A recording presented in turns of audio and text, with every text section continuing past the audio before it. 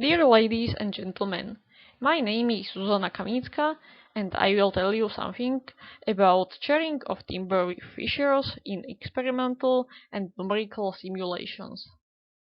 The charring depth and rate are fundamental factors for calculation of residual cross-section, what is significant to determine the mechanical resistance of timber structures in fire. The Eurocode lists values for the charring rate of different kinds of wood. The difference in values for glued laminated timber and solid timber is due to an existence of greater number of fissures in solid timber. According to some publications, fissures or gaps wider than 4 mm should be taken into account, but there is no proposal how to quantify this effect. However, when you look at a lot of timber structures, there are often wider fissures, so it could be beneficial to better know the behavior of timber structures with fissures. That is the reason why we decided to do this research.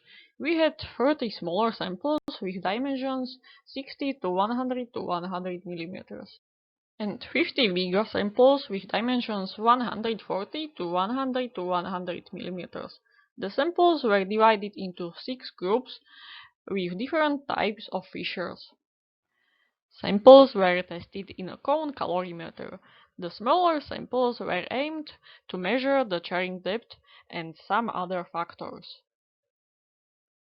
Every group of samples had one sample exposed to heat flux for 10 minutes, one for 20, one for 30, and one for 40 minutes. The charring rate was calculated from the visually measured charring depth. During the experiment, there was also monitored a mass loss. You can see that samples with 3 fissures have the fastest charring, and samples without fissures have the slowest.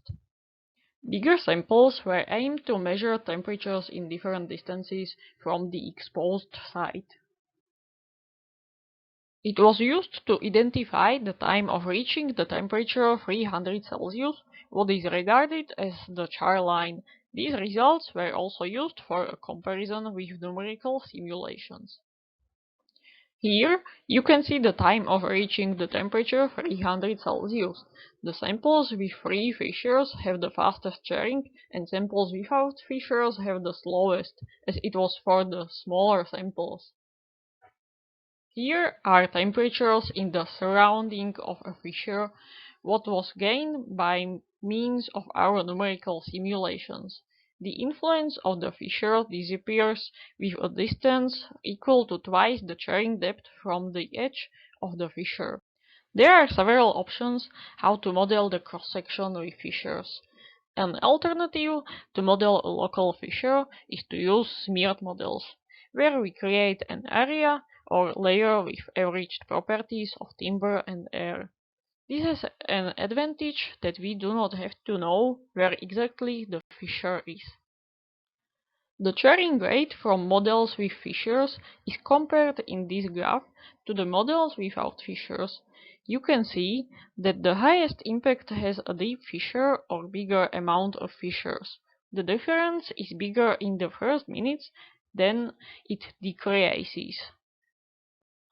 The residual cross-sections are compared in this graph. The difference is here smaller in the first minutes, and then it increases.